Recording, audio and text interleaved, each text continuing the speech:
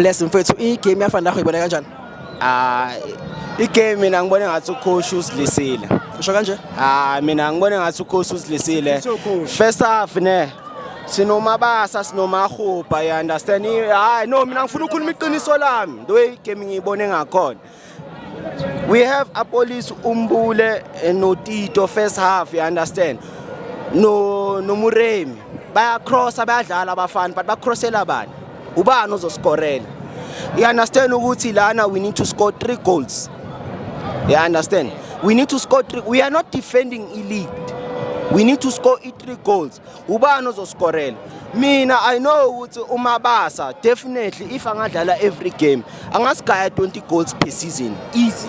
Ngivumelana nawe mfethu but kule tactic yaka coach namhlanje ukudlala nge-false number 9. Don't you think ukuthi maybe he was trying to create maybe a confusion ukuthi ama defenders weLupopo bangazi ukuthi baphike bani? No. Abana lapho uthi uzama ucreate confusion. La sidlala ibhola. Sting striker. Umuntu ozoscorela. Hayi uthi create confusion in. Siyazi ukuthi uMabasa is aggressive.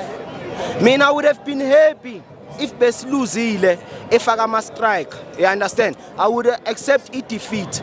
I think coach needs to go back and asicabangisise yena ukuthi kahle azini phutwami iPirates ine talent ne angifuni qamamanga le benchini we have immense talent and right now in South Africa ayikho football club edlala ibhola njengePirates.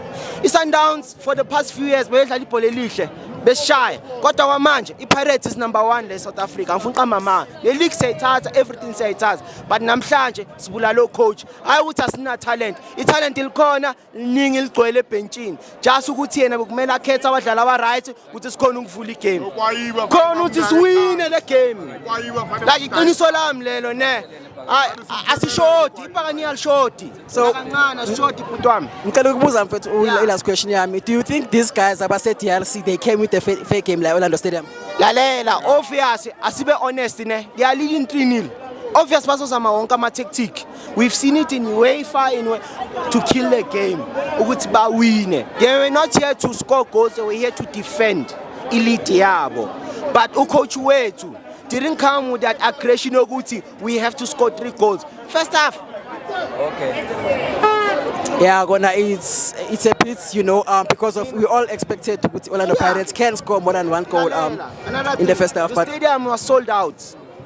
Me as a spectator, I would have chosen a better side than coach namhlanje. Okay.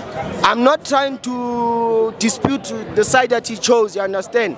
But we have Umabasa. Umabasa simbonile after a game. Yes. He celebrates nama fans. Tina, we thought he was injured or something else. Why didn't he play him in the first half? Askis. Why didn't he play him in the first half?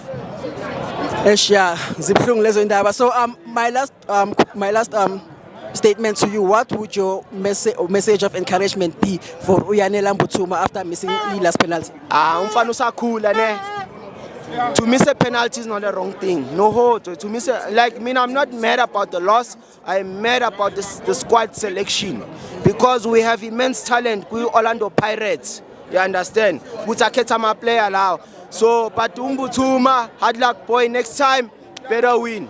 Uzoba grand boy. Thank you, I'm forward to Bafethu. Please don't forget to subscribe PSL Pulse Bafethu. Thank you.